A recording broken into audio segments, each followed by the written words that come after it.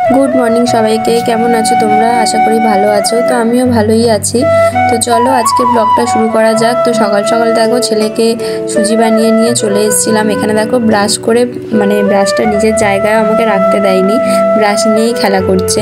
তো এখানে দেখো সুজি আমি দুধ দিয়ে আর চিনি দিয়ে নর্মাল বানিয়েছিলাম ছেলের জন্য। ভালোই হয়েছিল খেতে। আমার কিন্তু সুজি খেতে ভালোই লাগে, তো ওর থেকে একটু আমিও টেস্ট করে দেখছিলাম কেমন খেতে লাগছিল। তারপর এখানে দেখো পড়ে টরে উঠে মানে ফল খাবে বলে ফ্রিজ থেকে লেবু আর বেদানা বের করে রেখেছিল, ওর বাবা এনে দিয়েছিল আগের দিনে বাজার থেকে, তো ওইটাই বের করে রেখেছে খাবে বলে। তারপর ওকে নিয়ে দেখো পড়তে বসিয়ে দিয়েছিলাম। মানে এখন যেহেতু নতুন নতুন একটু লিখতে শিখছে, তো এখন লেখাটার উপরেই একটু ফোকাস দিচ্ছি, কারণ কদিন পরে যেহেতু স্কুলে ভর্তি হবে আর লিখতে না পারলে তো স্কুলে ভর্তি করা খুবই অসম্ভব। মানে কি বলবো, এতদিনে যেহেতু লেখাটা ওর একটুও শেখেনি, তার জন্য একটু প্রবলেমই হয় এখন।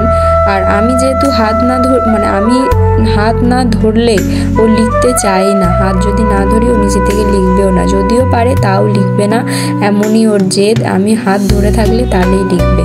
তারপর দেখো ওকে পরিয়ে টরিয়ে উঠে আর ওদিকে ভাত বসিয়ে দিয়ে এসেছিলাম ঘরে, কারণ এখন যেহেতু আমার মানে ওভেনটা এত প্রবলেম করছে, 3টে ওভেনের 2টোই জ্বলছে না, একটাই জ্বলছে, তার জন্য একটা একটা করে রান্না করতে অনেকই প্রবলেম হয়। আর আজকে সেরকম কিছু রান্না করবও না, কারণ আগের দিন যেহেতু রোববার ছিল, তরকারি অনেক কিছুই আছে, তো মানে বেশি কিছু রান্না করার নেই। সোমবারে অত রান্নার চাপটা থাকে না। তো যাই হোক দেখো এখানে জামা কাপড় মেলে দিয়ে আমি সোজা রান্না নিয়ে চলে এসেছিলাম, মানে খাওয়া নিয়ে। এখানে দেখো শাশুড়ি লাউ চিংড়ি পাঠিয়েছিল, তারপরে পাবদা মাছের ঝাল পাঠিয়েছিল, পার্সে মাছের ঝাল পাঠিয়েছিল। আর এখানে বর দেখো মানে ছেলেকে কার্টুন চালিয়ে দিচ্ছিল ফোনের মধ্যে। তো আগের দিনে দেখো এঁচড় চিংড়ি দিয়ে আমি খাচ্ছিলাম। আজকে শুধু ফুলকপি আলু ভাজাটাই করেছিলাম, ফুলকপি আলু আজকে ভেজেছিলাম, তো ওইটাই শুধু করেছিলাম আর ভাতটাই করেছিলাম। বাদবাকি সব মানে আগের দিনেরই ছিল। আর শাশুড়ি যেটা পাঠিয়েছিল ওটা তো আর আজকে খাবো না, কারণ আজকে একটু বিয়েবাড়ি আছে, তো বিয়েবাড়ি যাবো রাতে, তো তার জন্য এতটাই আজকে আইটেম। তারপরে সন্ধ্যেবেলা দেখো চা নিয়ে বসে গেছিলাম বলতে চাটা খাওয়া হয়ে গেছিলো, ছেলেকে দুধ বিস্কুট খাইয়ে দিয়েছিলাম আর আমাদের চা খাওয়া হয়ে গেছিলো। তো বর এখানে দেখো মানে রেডি হচ্ছিল বেরোবে বলে, যেহেতু বিয়েবাড়ি যাবে, তো তার জন্য জামা কাপড় আয়রন করা হচ্ছিল। কারণ মানে আমাদের লাস্ট ফিনিশিংয়ে মনে পড়েছে যে জামা কাপড় আয়রন কিছুই করা ছিল না, তো ঘরেই করে নিয়েছি। সঙ্গে সঙ্গে তো আর দোকান থেকে দেবে না, দোকানে দিলে, তার জন্য ঘরেই যতটা পেরেছে করেছে, ভালো মতোই করেছে। ভালো মানে আমার বর কিন্তু কি বলবো, মানে জুতো সেলাই থেকে চণ্ডীপাঠ সব কিছুই পারে। তো এখানে দেখো আমার ব্লাউজটাকে বলেছিলাম একটু আয়রন করে দিতে, কারণ গুচকির মধ্যে এখনও সব আমাদের জামা কাপড় বাঁধা, তো কীরকম বাজে লাগবে, মুড়ে গেছে, তো তার জন্য একটু আয়রন করে দিচ্ছিলো আমার ব্লাউজটাকেও। ভালোই করেছে। এখানে দেখো আমরা বিয়েবাড়িতে চলে এসেছিলাম। এটা যেহেতু মানে আমি ক্যামেরা করিনি, তো যে ক্যামেরা করেছিল সে মানে এমনি নর্মালি ফেসবুকের জন্যই ক্যামেরাটা করেছিল, তার জন্য এরকমই ক্যাপচারটা হয়েছে। তোমরা প্লিজ একটু অ্যাডজাস্ট করে নিও। তো আমার মানে একটু লজ্জাই লাগছিল, যেহেতু আমি পাবলিক প্লেসে সেরকম কোনো ভিডিও করি না, তো সবাই মানে ক্যামেরা যেহেতু অন ছিল সবাই একটু দেখছিল, তো আমি কিছু আর মানে কেয়ার করিনি, নিজের মতো চলে গেছি ব্রাইডের কাছে। মানে দেখো ব্রাইডের সামনে চলে এসেছিলাম, সবাই এখানে ফটোশ্যুট করছিল, মানে আমাদেরকেও বলেছিল, কিন্তু আমার একটু লজ্জাই লাগছিল, তো তার জন্য আর করিনি। আমরা শুধু গিফটটা দিয়ে আমি চলে এসেছি।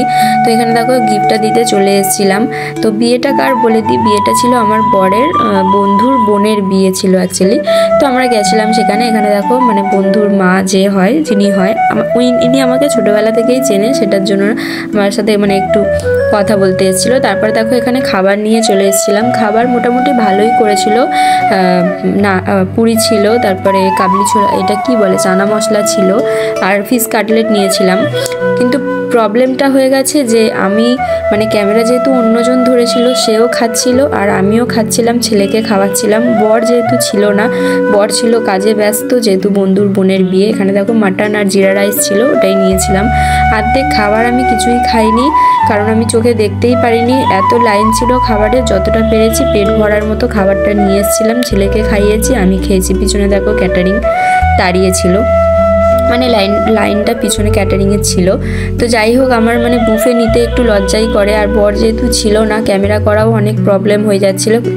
যে খাচ্ছিল সে নিজেও মানে করছিল ক্যামেরাটা, মানে তো এখানে হচ্ছিল ওইটাই প্রবলেম, আমি সব কিছু খাবারের ভিডিও করতে পারিনি। অনেক কিছুই ছিল, চিকেন ছিল, মাটন ছিল, মাটন তো আমি খেয়েছি, মাছ ছিল, মিষ্টি ছিল, তো আর আইসক্রিম ছিল, চাটনি, পাঁপড়, মিষ্টি সব কিছুই ছিল, কিন্তু আমি সন্দেশও ছিল, কিছুই আমি ভিডিও করতে পারিনি। তো তার জন্য এতটাই করেছি। ব্লগটা ভালো লাগলে লাইক করে সাবস্ক্রাইব করে দিও, কমেন্ট করো, টাটা।